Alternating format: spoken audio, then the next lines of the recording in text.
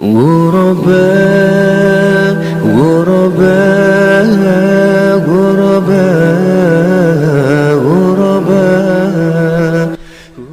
Nikmat yang paling terbesar diterima seorang hamba bukanlah banyak harta, karena harta tak bisa menjamin menyelamatkan kita dari api neraka.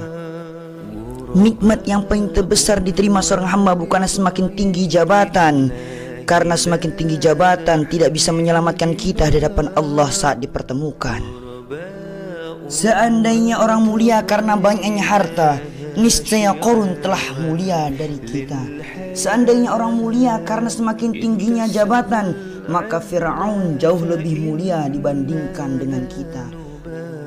Lalu di mana letak kemuliaan yang sesungguhnya sampai orang berani mencari dan memperebutkan hingga mati-matian?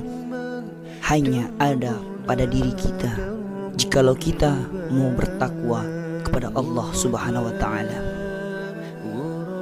Inna akramakum indallahi atqakum, innallaha alimun khabir.